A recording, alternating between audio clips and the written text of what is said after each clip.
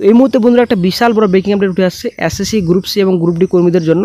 তো একটা বিশাল বড় ব্রেকিং আপডেট উঠে আসছে। অবশ্যই বন্ধু ভিডিওটি সম্পূর্ণ দেখুন, শেষ পর্যন্ত দেখুন। চ্যানেল নতুন দর্শক অবশ্যই চ্যানেলটিকে সাবস্ক্রাইব করুন, সঙ্গে অন করা রাখবেন প্রতিনিয়ত যে কোনো সরকারি বেসরকারি সবার আগে চাকরির খবর আপডেট পাওয়ার জন্য। তো বন্ধুরা এসএসসি গ্রুপ সি এবং গ্রুপ ডি নিয়োগের বিজ্ঞপ্তি কবে প্রকাশিত হবে অবশ্যই ভিডিওতে আলোচনা করা হবে। এবং এসএসসি গ্রুপ সি গ্রুপ ডির একটা গুরুত্বপূর্ণ আপডেট পাওয়া যাচ্ছে বর্তমানে এই মুহূর্তে, ঠিক আছে? এই ভিডিওতে আলোচনা করবে, সঙ্গে থাকুন। 2016 সালে এসএসসি প্যানেল থাকা প্রায় 26,000 চাকরি বাতিল করা হয়েছিল। তো এটা কিন্তু সুপ্রিম কোর্টের নির্দেশ ছিল এবং হাইকোর্টের কিন্তু নির্দেশ ছিল, ঠিক আছে? তো এই 26,000 জনের মধ্যে গ্রুপ সি এবং গ্রুপ ডি কর্মীরাও রয়েছেন এই প্যানেলে। গত মে মাসে রাজ্য সরকার সিদ্ধান্ত নেয় যে চাকরিহারা গ্রুপ সি কর্মীদের প্রতি মাসে 25,000 টাকা এবং গ্রুপ ডি কর্মীদের 20,000 টাকা ভাতা দেওয়া হবে। ভাতা দেওয়ার সিদ্ধান্তের বিরোধিতা করে হাইকোর্টে মামলা দায়ের হয়।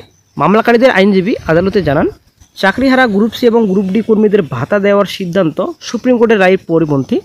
সেই মামলার শুনানিতে ভাতার অঙ্ক নিয়ে প্রশ্ন তুলেছেন বিচারপতি অমৃতা সিংহ। তিনি বলেন, টাকার পরিমাণ 25,000 এবং 20,000 টাকা হলো কেন? কিসের ভিত্তিতে এই অঙ্ক নির্ধারণ করলেন?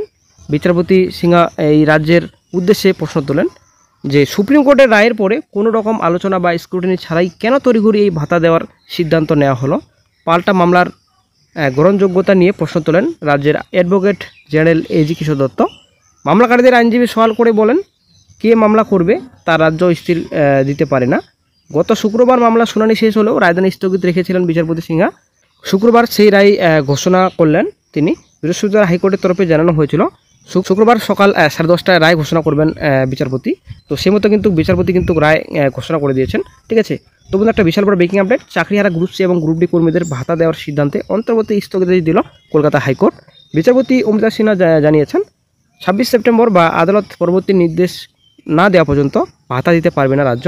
আদালত জানিয়েছে 4 সপ্তাহের মধ্যে রাজ্যকে হলফনামা জমা দিয়ে জানাতে হবে। তার 15 দিনের মধ্যে পাল্টা হলফনামা দেবেন মামলাকারীরা। এই হাইকোর্টের এই রায়ে রাজ্য সরকার ধাক্কা খেল বলেই মনে করছেন অনেকে। অন্য আর একটি অংশের অবশ্য দাবি, আদালতের রায় আপাতত কয়েক কোটি টাকার আর্থিক বোঝা থেকে রেহাই দিল নবান্নকে।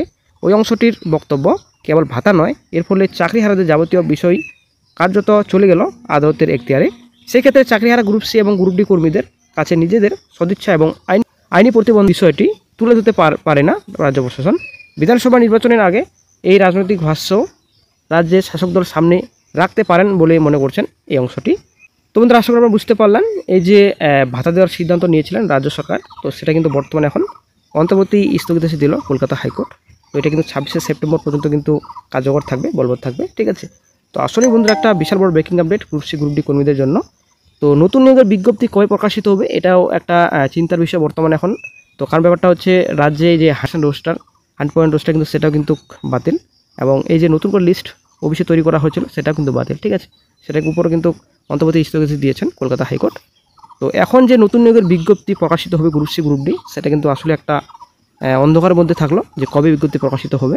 এবং যে নতুন যে বিজ্ঞপ্তি প্রকাশিত হয়েছে কিছুদিন আগে শিক্ষক নিয়োগের, তো সেটাও কিন্তু অন্ধকারের দিকে বর্তমানে রয়েছে।